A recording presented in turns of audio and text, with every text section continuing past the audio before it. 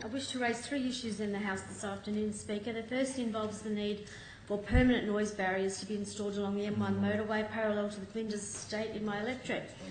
The estate has been developing rapidly over the past 20 years. The upgrade to the M1 motorway along Oak Flats to Dunmore is seeing an increase in traffic volumes and consequently increased noise pollution. This increased noise pollution is having a daily impact on the lifestyle of many Flinders estate residents. Local residents, led by the tenacious Mr David Harries, have signed a petition which I forwarded to the Minister for Roads, Maritime and Freight in August last year. The Flinders estate was developed well in advance of the upgrade of the M1 motorway. The M1 motorway, previously known as the Princess Highway, had a route further to the west of its current alignment and now runs parallel to the South Coast line. There is a noise barrier placed further to the south of the Flinders escape to cope with the noise from the South Coast line. But there is a gaping hole of 500 metres, leaving many residents subject to acute noise pollution.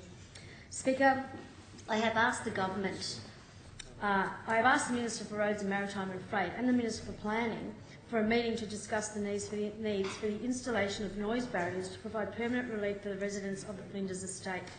The residents living adjacent to the M1 motorway at Dapto and the Illawarra's northern suburbs have had permanent noise barriers installed. There is no reason why the residents of Flinders estate should be treated any differently. I've also raised this in this place on a number of occasions, the need for the government to get serious about the infrastructure provision for the other growth area of my electorate of West Dapto.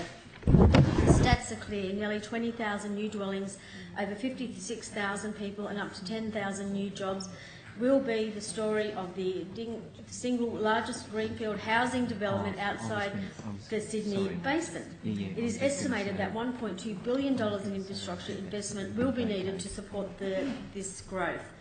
Speaker, it is completely unrealistic for any level of government, federal and state, to expect it is possible for Wollongong City Council to shoulder this costly burden alone. All levels of government must work together, regardless of political affiliation, if we are to see this exciting urban growth area to develop. I acknowledge that the current state government has provided funding under the Illawarra Infrastructure Fund for the Fowlers Road extension. I am hopeful that the funding allocated for this project will be released so it can start sooner rather than later. Between 2010 and 2013, a further $41 million was provided by the former state and federal Labor governments to assist council deliver important extensions and upgrades to West Dapto's road network. During the last election, Speaker, I pledged that if elected, Labor would have allocated $46 million from our Illawarra Infrastructure and Investment Fund to build new on and off ramps along the M1 motorway at Canahooka, Fowlers and Emerson Roads at Dapto. This infrastructure I will continue to lobby for during this term of Parliament.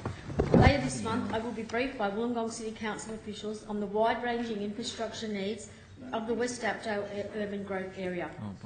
The growth centre will, in my view, one day become a mini-city in its own right.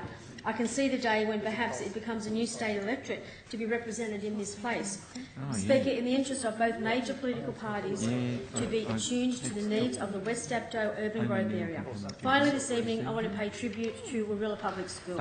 Warilla sometimes gets a bit of a bad rap and is stereotyped as a typically socio-economically disadvantaged area. I don't ever see it that way, because while many in this community face tough circumstances, they are salt-of-the-earth Australians just seeking a good old-fashioned fair go. Warilla Public School has this week made Warilla stand taller and made it very proud. The school, led by Principal John Thompson, achieved outstanding results in the 2015 NAPLAN testing.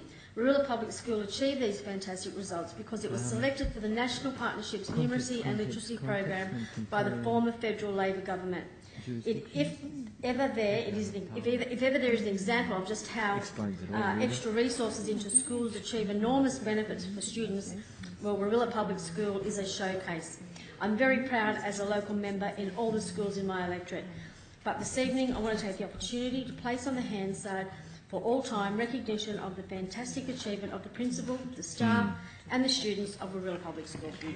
I thank the member for Shellharbour.